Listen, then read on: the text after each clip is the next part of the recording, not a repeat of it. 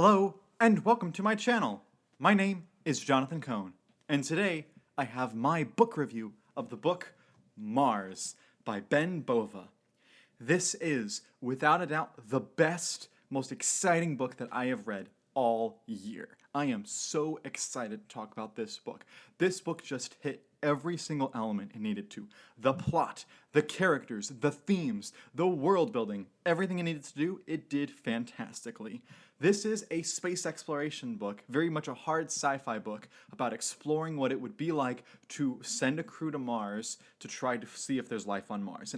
What the first human expedition on Mars would look like. They're only on Mars for like 40 days, but it's about how that expedition would unfold and how that would affect the people going to Mars themselves, how it would affect the people back home, how it would affect the politicians, how it affects everyone. It is a fantastic story all around, and I highly recommend it.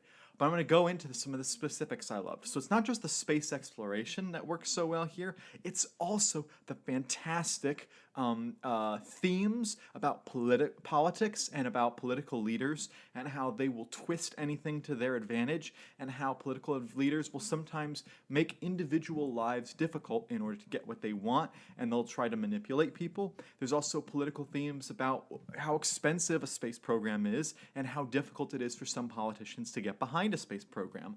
Things like that are explored.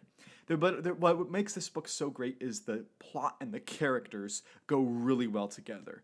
There's the main character of Jamie Waterman, who I'll talk about in a second, who has a fantastic character arc, but then there's also about a dozen minor characters who all get great character arcs in this book, and I'll go through them all a little bit right now. So you have the character of Joanna Brumado, who is just trying to survive in a science world where her father is so popular, and she's trying to escape his shadow and become her own woman. Then you also have Ilona, who is trying to escape the revenge and hatred she feels towards the Russians for what they did to her family.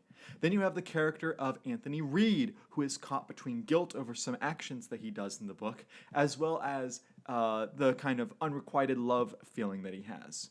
Even some of the other characters like Dr. Lee and Vosnesensky, the Russian leader of the mission, both of them have to deal with the grappling whether or not they want to let their curiosity go wild or whether they want to follow their mission parameters. So all of that is perfectly explored here as great character development, and they all get pretty solid arcs, even though many of these characters are not point of view characters. Some of them are, they get little tiny points of view, but most of them aren't, and yet they still get great character arcs.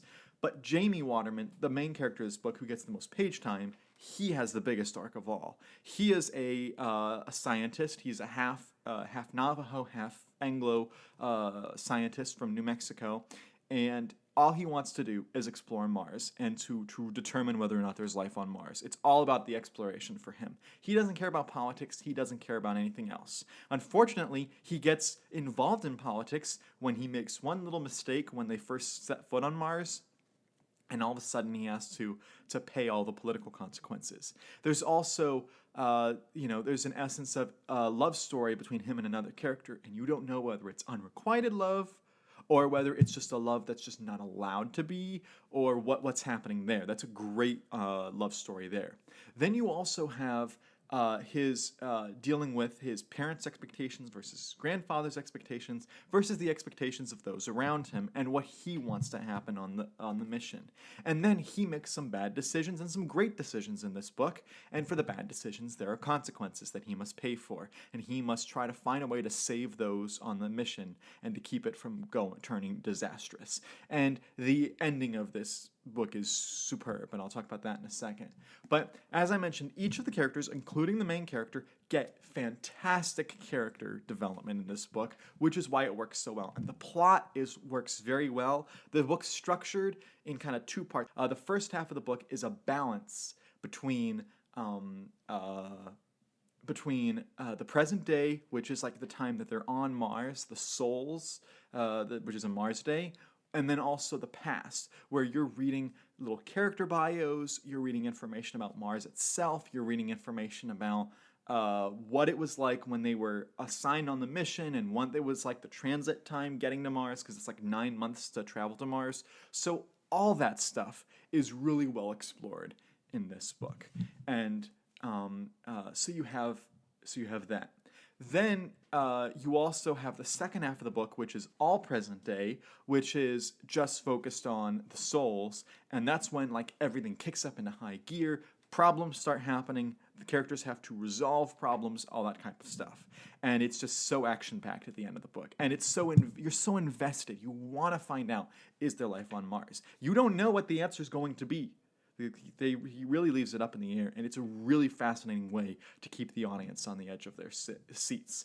The final act of this book feels like it could have come straight out of something like For All Mankind, the Apple TV Plus show, or out of The Martian. Like, the action sequence here is just superb. I would say that while the book I reviewed earlier, The Calculating Stars, is much more similar to For All Mankind because it's that alternate history type, this book is focused specifically on Mars and about the difficulties of Mars, which For All Mankind tackles, but also The Martian tackles. This book does not have the excessive language that the book The Martian has, nowhere near that excessiveness, but there is some bad language present. It also has some sexual themes that are frustrating, but it's not as bad as it could have been. So it's a little bit superior to The Martian in that respect. And it's not quite as funny, although there are some humorous moments in this book. It's not quite as just naturally funny as The Martian. So this is a much more serious tone overall. This is more of like an epic, sweeping like book, whereas The Martian is more like an individual story. But I really enjoyed, especially the climax. Really felt like it could have been out of For All Mankind, or could have been out of The Martian, and it was a superb climax. Do not read the bios of the other books, because they will give away a little bit of information about the climax, which I really enjoyed. So, as you can tell from literally every angle, I loved this book. It's superb in every way. And I am so glad that I read it. I have a very tattered copy. I have purchased online a hardcover that should be in a better condition, and the hardcover's on its way. But I wanted to go ahead and get my review out with my paperback. Sadly, one more read through, and this book will probably start falling apart. So I will very, very happy to have that hardcover. But it's an introduction to the Grand Tour universe. This is a fantastic introduction. I'm so excited to read more books from Ben Bova. And I actually have some of them here that I've already bought. His universe is not exactly like linear, like you read book 1 and book 2, book 3. He does like a trilogy here, a duology here, standalone here, and you can kind of read them whenever you want. They're kind of connected, but not entirely. So there's a video on YouTube that's really good at explaining all of this.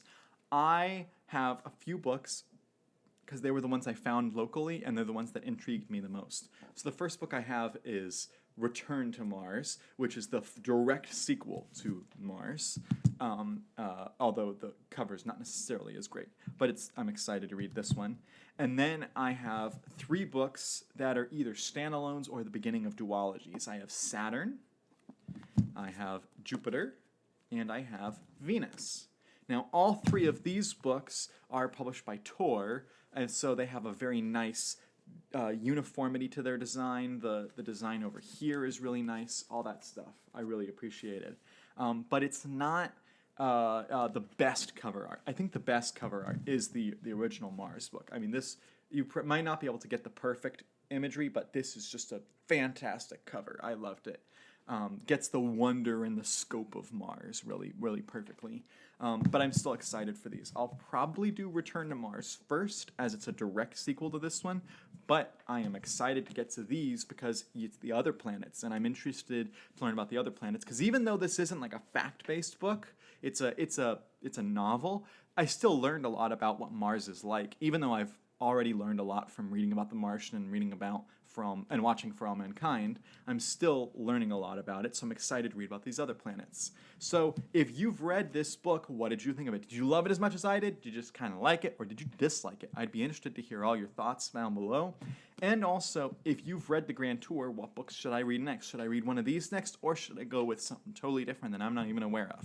Let me know all those in the comments down below.